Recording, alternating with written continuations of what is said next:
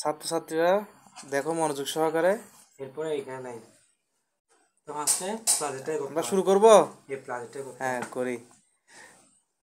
আচ্ছা দেখো এখানে লেখা আছে প্রশ্নের মধ্যে 2018 সালের জানুয়ারি মাসে 1 তারিখে জনাব নাসির একটি গাড়ি মেরামতের নাসির ওয়ার্কশপ নামে ব্যবসা শুরু করেন। তার প্রতিষ্ঠান নির্মাণ লেনদেনগুলো সংগঠিত হয়। তো জানুয়ারি 1 তারিখে প্রথম যেটা ট্রানজ্যাকশন হয়েছে, জনাব নাসির নগদ 5 লক্ষ টাকা এবং ব্যাংক উদ্ধৃত 3 লক্ষ টাকা নিয়ে ব্যবসা শুরু করে। এখন আমরা কি জানি, লিসেন টু মি, একটু মনোযোগ দাও। আমরা কি জানি, যখন কোনো কিছু হিসেব বিজ্ঞানে প্রথম এন্ট্রি থাকবে 1 তারিখ দিয়ে, সেই এন্ট্রিতে মূলধন ক্রেডিট আর সব কিছু ডেবিট। তাহলে এক্ষেত্রে 1 তারিখের যাওয়াতে কী হবে, নগদ হিসাব ডেবিট, ব্যাংক হিসাব ডেবিট, মূলধন হিসাব ক্রেডিট। মূলধনের টাকা কত হবে, অর্থাৎ ডেবিটের টাকাগুলো যোগ করে মূলধনের টাকাটা আমরা বসাবো। এরপরে বলছে কি, প্রতিষ্ঠানের ব্যবহারের জন্য 65,000 টাকা দিয়ে একটি যন্ত্রপাতি ক্রয়। হ্যাঁ, তো এটা কি খরচ হইলো? না, এটা খরচ নয়। এটা হচ্ছে একদিকে আমার সম্পত্তি আমার কাছে আসছে, আরেকদিকে সম্পত্তি কমছে। এটা দেওয়া হবে যন্ত্রপাতি হিসাব ডেবিট, নগদান হিসাব ক্রেডিট। অর্থাৎ যখন আমরা কোনো পণ্য কিনি তখন সেটা আমাদের জন্য খরচ, আর যখন কোনো যন্ত্রপাতি আসবাবপত্র কিনি সেটা আমার জন্য কি সম্পদ। এক্ষেত্রে হবে যন্ত্রপাতি হিসাব ডেবিট 65,000 টাকা এবং নগদান হিসাব ক্রেডিট 65,000 টাকা। এরপরে নেক্সট লেনদেন 2018 সালে জানুয়ারি 21 তারিখ জনাব আরমান গাড়ি মেরামত করে 8,000 টাকা পাওয়া গেল।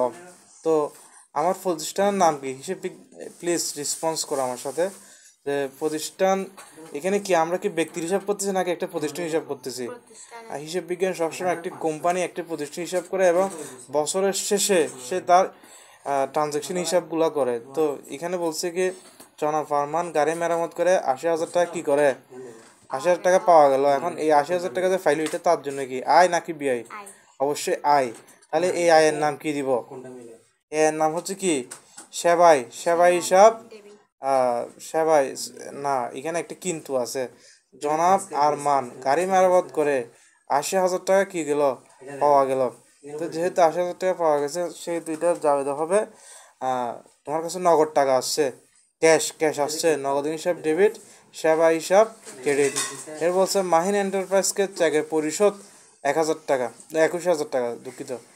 তো এখন মাহিন এন্টারপ্রাইজকে যে তুমি চেকে 21,000 টাকা পরিশোধ করলে, চেক মানে হচ্ছে ব্যাংক। অর্থাৎ তোমার যখন চেকে পাবে তখন ব্যাংক বাড়বে, আর যখন চেকে কাউকে দিবে তখন কী হবে, ব্যাংক কমবে। তাহলে অবশ্যই ব্যাংক হবে ক্রেডিট। তাহলে ডেবিট কি হবে, মাহিন এন্টারপ্রাইজকে যে তুমি চেকে পরিশোধ 21,000 টাকা, নিশ্চয়ই তুমি ওর কাছ থেকে কোনো সময় বাকি করছিলে, এই জন্য তাকে এখন দিয়ে দিছ। এক্ষেত্রে তোমার দায় কমে যাচ্ছে। এখন তোমাকে উল্লেখ করতে হবে তোমার প্রতিষ্ঠানের নাম কি, নাসির। তাহলে আমি যাকে দিচ্ছি, তাহলে আমার পাওনাদারের নাম কি, তোমাকে লিখতে হবে পাওনাদার প্যাকেটে মাহির এন্টারপ্রাইজ, হিসাব ডেবিট, তারপর ব্যাংক হিসাব ক্রেডিট। এরপর কর্মচারীর বেতন। তোমার প্রতিষ্ঠানে যারা কর্মচারী আছে তাদের তুমি বেতন দিচ্ছ, এটা তোমার জন্য খরচ। তো খরচ পারলে সবসময় হয় ডেবিট, বেতন হিসাব ডেবিট, পকেট থেকে নগদ টাকা চলে যাচ্ছে, নগদ টাকাটা তোমার জন্য অ্যাসেট, সম্পদের জন্য নগদ হিসাব ক্রেডিট। মালিকের গাড়ি মেরামত 15,000 টাকা। এখন আমার প্রশ্ন হচ্ছে, মালিকের গাড়ি মেরামত এটা কি লেনদেন কি লেনদেন নয়? কেমনে তুমি কনফার্ম হলো এটা লেনদেন নয়? আমি তো বলছি এটা লেনদেন। আমি বলি, তোমাদেরকে বুঝাই বলি, কারণ তুমি একটা জিনিস খেয়াল করো। এখানে কি করছো তুমি, মালিকের গাড়ি মেরামত করছো। এখন মালিকের গাড়ি যে মেরামত করছো না, তো এখানে বিভিন্ন পার্টস এগুলো কোত্থেকে দিছো, তোমার প্রতিষ্ঠান থেকে দিছো না। এখানে তো বলা নাই মালিক ব্যক্তিগত প্রয়োজনে বাইরে থেকে কোনো একটা জায়গা থেকে ব্যক্তিগত টাকা তহবিল থেকে সে গাড়ি মেরামত করছে, এরকম কিছু বলা নাই। তোমার ওয়ার্কশপ থেকে মেরামত করছো 15,000 টাকা। এই 15,000 টাকা তোমার কর্মচারীকেই তোমাকে আবার বেতন দিতে হবে। প্রতিষ্ঠানের জিনিসপত্র ব্যবহার করছো, ওই প্রতিষ্ঠান থেকেই এই খরচটা বাদ দিতে হবে। তো সেহেতু এটা জাবেদা কি হবে বলো, 30 তারিখের জাবেদা কি হতে পারে? যখন মালিকের কোনো কিছু মেরামত করছে, তুমি যখন মেরামত করছো, তোমার জন্য এটা কি হবে সবসময় মাথায় রাখবে, এটা তোমার জন্য কি উত্তোলন। হ্যাঁ, উত্তোলন হিসেব কি হবে? ডেবিট।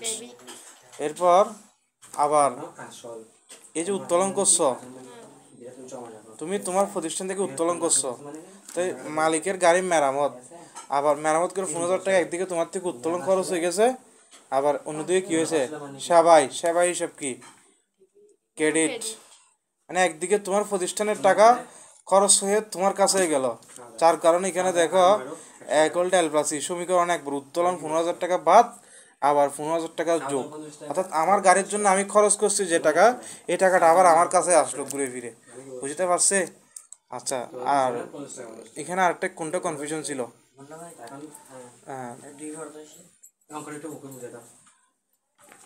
কর্মচারীর বেতন এটাও বলছে, তারপর হচ্ছে মাহিন এন্টারপ্রাইজ, এটা বলছি কিনা, মাহিন এন্টারপ্রাইজের ত্যাগের পরিশোধ, এটা যাবে কি বলছিলাম, একটা আমাকে আবার বলো তো। পাওনাদার হিসাব ডেবিট, ব্যাংক হিসাব ক্রেডিট। আম, আচ্ছা,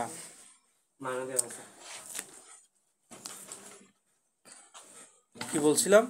পাওনাদার হিসাব ডেবিট, তারপর ব্যাংক হিসাব ক্রেডিট, ব্যাংক হিসাব ক্রেডিট। ক্রেডিট। ওকে ফাইন, ঠিক আছে।